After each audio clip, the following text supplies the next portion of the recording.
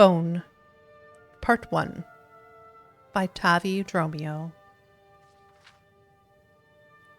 It seems to me, said Garaz, thoughtfully looking into the depths of his flin, that all great ideas come from pure happenstance. Take, for instance, the story I told you last night about my cousin. If he hadn't fallen off that horse, he never would have become one of the Empire's foremost alchemists. It was late one mid-ass night at the King's Ham, and the regulars were always especially inclined toward philosophy. I disagree, replied Xiomara, firmly but politely. Great ideas and inventions are most often formed slowly over time by diligence and hard work. If you'll recall my tale from last month, the young lady, who I assure you is based on a real person, only recognized her one true love after she had slept with practically everyone in North Point. I put it to you that neither is the case, said Hallgerd, pouring a topper on his mug of grief. The greatest inventions are created by extraordinary need. Must I remind you of the story I told some time ago about Arslic Own and the invention of bone mold? The problem with your theory is that your example is entirely fictional, sniffed Xiomara. I don't believe I remember the story of Arslic Own and the invention of bone mold, frowned Garaz. Are you sure you told us? Well, this happened many years ago, when Vardenfell was a beauteous green land, when Dunmer were Chimer, and Dwemer and Nord lived together in relative peace when they weren't trying to kill one another. Hallgerd relaxed in his chair, warming to his theme. When the sun and moons all hung in the sky together. Lord, mother, and wizard, grumbled Xiomara. If I'm going to be forced to hear your ridiculous story again, pray don't embellish and make it any longer than it has to be. This all happened in Vardenfell quite some time ago, said Hallgerd, ignoring Xiomara's interruption with admirable restraint. During an era of a king you would never have heard of. Arslic Own was one of this king's nobles, and very disagreeable fellow. Because of his allegiance to the crown, the king had felt the need to grant him a castle and land, but he didn't necessarily want him as a neighbor, so the land he granted was far from civilization. Right in an area of Vardenfell that is, even today, not quite civilized to this day. Arslic Own built a walled stronghold and settled down with his unhappy slaves to enjoy a quiet, if somewhat grim life. It was not long before his stronghold's integrity was tested. A tribe of cannibalistic Nords had been living in the valley for some time, mostly dining on one another, but occasionally foraging what they liked to call dark meat, the Dunmer. Xiomara laughed with appreciation. Marvelous! I don't remember that from before. It's funny how you don't hear much about the Nords' rampant cannibalism nowadays. This was obviously, as I've said, quite some time ago, said Hallgerd, glaring at part of his audience with civil malevolence, and things were in many ways quite different. These cannibalistic Nords began attacking Arslic Own's slaves in the fields, and then slowly grew bolder until they held the very stronghold itself under siege. They were quite a fearsome sight, you can imagine. A horde of wild-eyed men and women with dagger-like teeth filed to tear flesh, wielding massive clubs, cloaked only in the skins of their victims. Arslic Own assumed that if he ignored them, they'd go away. Unfortunately, the first thing that the Nords did was to poison the stream that carried water into the walled stronghold. All the livestock and most of the slaves died very quickly before this was discovered. There was no hope of rescue, at least for several months, when the king's emissaries would come reluctantly to visit the disagreeable vassal. The next closest source of water was on the other side of the hill, so Arslic Own sent 3 of his slaves with empty jugs to bring some back. They were beaten with clubs and eaten before they were a few feet outside the stronghold gates.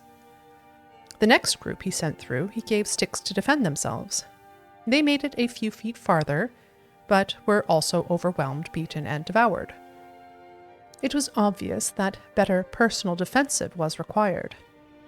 Arslic Own went to talk to his armorer, one of his few slaves with specific talents and duties. The slaves need armor if they're going to make it to the river and back, he said. Collect every scrap of steel and iron you can find, every hinge, knife, ring, cup, everything that isn't needed to keep the walls sturdy. Smelt it, and give me the most and the best armor you can very, very quickly. The armorer, whose name was Gorkith, was used to Arslic Own's demands, and knew that there could be no compromise on the quality and quantity of the armor, or the speed at which he worked. He labored for 30 hours without a break, and recall without any water to slake his thirst as he struggled with the kiln and anvil, until finally he had 6 suits of mixed metal armor. 6 slaves were chosen, clad in the armor, and sent with jars to collect river water. At first, the mission progressed well. The Nord attacked the armored slaves with their clubs, but they continued their march forward, warding off the blows. Gradually, however, the slaves seemed to be walking uncertainly, dazed by the endless barrage. Eventually, one by one, they fell. The armor was peeled from their bodies, and they were eaten.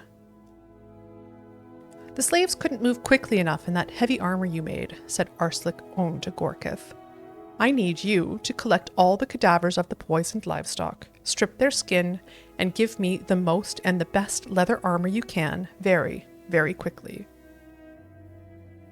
Gorkith did as he was told, though it was a particularly repulsive task given the rancid state of the livestock. Normally, it takes quite a time to treat and cure leather, so I understand, but Gorkith worked at it tirelessly, and in a half a day he had 12 suits of leather armor. 12 slaves were chosen, clad in the armor, and sent with jars to collect river water. They progressed at first much better than the earlier expedition. 2 fell almost immediately, but the others had some luck outmaneuvering their assailants while deflecting an occasional blow of the club.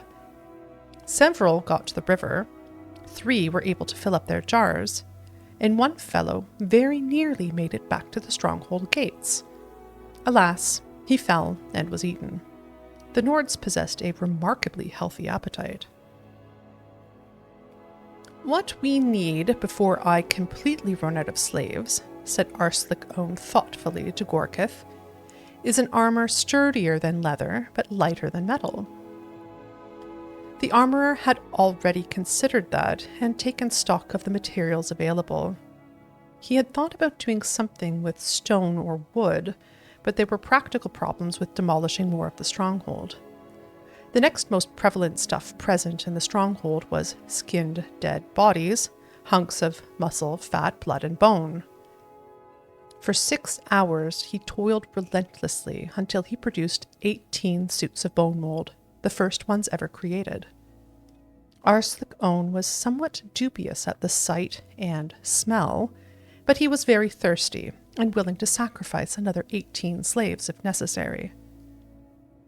Might I suggest, Gorkith queried tremulously, having the slaves practice moving about in the armor here in the courtyard before sending them to face the Nords? Arslic Own coolly allowed it, and for a few hours the slaves wandered about the stronghold courtyard in their suits of bone mold. They grew used to the give of the joints, the rigidity of the backplate, the weight pushed onto their shoulders and hips. They discovered how to plant their feet slightly askew to keep their balance steady, how to quickly turn, pivoting without falling down, how to break into a run and stop quickly.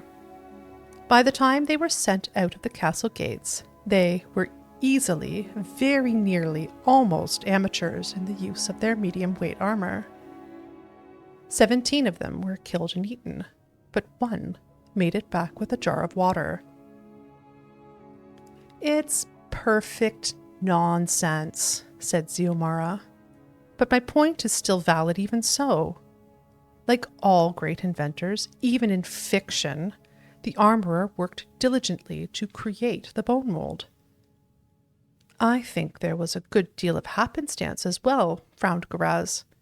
But it is an appalling story. I wish you hadn't told me. If you think that's appalling, grinned Hallgerd, you should hear what happened next.